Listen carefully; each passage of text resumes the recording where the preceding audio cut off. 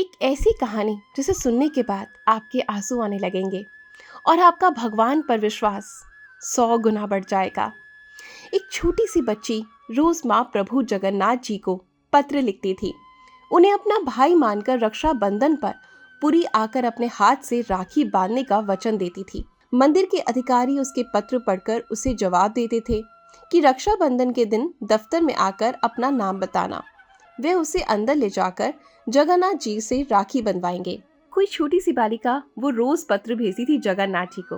भैया कहकर बुलाती थी, संबोधित करती थी क्योंकि उसका कोई खुद का भाई नहीं था। वो कहती, जगन्नाथ जी आप मेरे भाई हो और मैं आपको रोज पत्र भेजती हूँ। वो कहती, महाप्रभु मैं रक्षाबंधन पर आपके पास आऊंगी। मेरी अवस्था अभी केवल 4 साल की है और मैं आपसे कभी मिली नहीं हूँ। मैंने केवल माता जी से आपके बारे में सुना है और मैं आऊंगी जगन्नाथपुरी रक्षाबंधन वाले दिन राखी लेकर आऊंगी। हे जगह तुम मेरे से राखी बंधवाओगे ना? ऐसे बोले महाराज जी। वो रोज पत्र भेजती है और हर पत्र में वो दिन लिखती थी और रक्षाबंधन में इतने दिन है, इतने दिन रह गए हैं और अब इतने दिन और बचे हैं। ऐसा कर कर वो हर दिन जगन्नाथ जी को पत्र लिखती।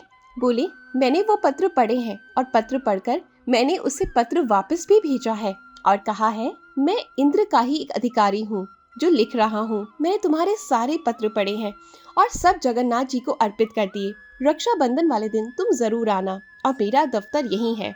और बोले, दफ्तर पर आकर अपना नाम बता देना, फिर मैं तुम्हारा हाथ पकड़कर लेकर जाऊंगा और महाप्रभु जगन्नाथ जी को राखी पहनवाऊंगा। महाराज जी मैंने उसको पत्र लिख दिया। रक्षाबंधन वाले दिन मेरे को भी प्रतीक्षा थी कि वो छोटी लाली उसके इतने पत्र आए हैं तो वो जरूर आएगी। उसे लेकर मुझे मंदिर जाना है। बोले, एक हमारा समय होता है, हमको व्यवस्था देखने के लिए मंदिर में जाना होता है। तो वो समय आ गया था और मैं अपने अधिकारी को बोल कर गया था कि इस नाम की कन्या आएगी, वो मेरा पत्र लेकर आएगी और मैं उसको लेकर जाऊंगा मंदिर के अंदर। बोले, हम व्यवस्था देखने के लिए गए और व्यवस्था देख कर आए। तो मैंने पूछा, अधिकारियों से कोई लाली आई थी क्या छोटी सी? बोले, हाँ एक 4 से 5 साल की छोटी बालिका आई थी और हमने थोड़ी देर उसे बैठने को कहा, लेकिन पता नहीं वो अचानक से कहाँ चली गई। और मैंने मन में सोचा, मैं उसे ढूंढने के लिए भी निकला लेकिन वो मुझे कहीं दिखाई नहीं दी। मैंने मन में सोचा, बेचारी इतने साल से पत्र लिख रही है, इतने दिन से पत्र लिख रही है, उसे राखी तो बंधवा देते। तो मैंने जैसे ही दफ्तर से बाहर निकला तो वो वहां से आ रही थी। मैंने उससे कहा, तुम वही लाली हो जो पत्र लिखती थी? उसका नाम पूछा तो वो बोली, हाँ मैं वही हूँ। तुम क्यों नहीं रुके? बोली, चलो मैं तुम्हें मंदिर लेकर चलता हूँ, तुमसे राखी पहनवाऊंगा। बोली, मैं तो राखी पहनाकर आ चुकी हूँ जगन्नाथ जी को। बोली, तुम कैसे पहनाकर आई? बोली, आप यहाँ पर नहीं थे, मुझे किसी ने कहा कि आप बैठो, वो थोड़ी देर में आ जाएंगे। तभी एक गोरे चिट्टे भैया आए, बहुत गोरे चिट्टे थे। उन्होंने कहा, चलो मैं तुम्हें जगन्नाथ जी के पास लेकर चलता हूँ। उन्होंने पूछा, वो कौन थे गोरे चिट्टे? बोली, वो तो मैं नहीं जानती, लेकिन वो मेरा हाथ पकड़ कर ले गए और बोले, यहाँ पर राखी बांध दो। और मैंने जगन्नाथ जी को राखी पहना दी। महाराज जी आश्चर्य की बात तो ये थी, मेरे मंदिर से निकलने और मेरे मंदिर में लौटने तक मंदिर के किवाड़ जो होते हैं वो बंद रहते हैं, कपाट बंद रहते हैं, तो वहां पर अंदर कोई जा ही नहीं सकता। तो ऐसे कैसे वो राखी पहना कर आ गई? मैंने उससे पूछा कि तुमने राखी पहनाई है जगन्नाथ जी को? तुमने देखा कि उन्होंने राखी पहनी? बोली, हाँ मैंने उनको राखी पहनाई है और मैंने देखा भी है।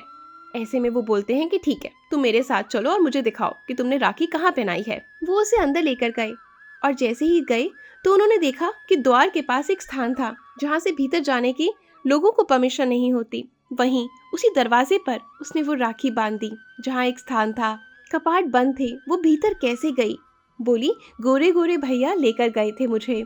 उनके मन में आया, वो भाव आ गया। उन्होंने वो एहसास करा कि श्री बलभद्र जी आए, जिन्होंने आकर स्वयं लाली को लेकर गए और बोले, जगन्नाथ जी को राखी पहना दो। आज एक नहीं बल्कि अनेक ऐसी सच्ची लीलाएं हैं जो भगवान खुद अपने सच्चे भक्तों के लिए रचते हैं। तो अगर आप भी सच में भगवान पे विश्वास रखते हैं तो आप किसी भी मुसीबत में क्यों ना हो, आप विश्वास रखिए। मेरी इस कहानी को सुनने के बाद विश्वास रखिए कि भगवान किसी न किसी रूप में जरूर आएंगे और आपका हाथ पकड़कर किसी भी रूप में आकर आपको उस मुसीबत से ऐसे बाहर ले जाएंगे कि जब आप पलटकर कुछ समय बाद देखेंगे तो आपको लगेगा कि वो प्रॉब्लम तो बहुत छोटी थी और ना जाने मैं उस प्रॉब्लम से बाहर कैसे आ गई।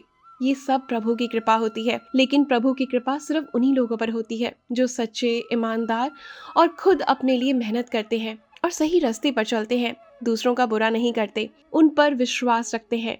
हर कदम पर उनका धन्यवाद दीजिए। सुबह उठते समय, बैठते समय, जगते समय, चलते समय, खाते समय, पीते समय, हर समय उनका नाम लीजिए और फिर देखें आपके जीवन में कितना बदलाव आएगा। अगर आपको हमारी कहानी अच्छी लगी हो, ये सच्ची घटना अच्छी लगी हो, तो कमेंट सेक्शन में हर हर महादेव लिखें और चैनल को सब्सक्राइब करें। Good luck.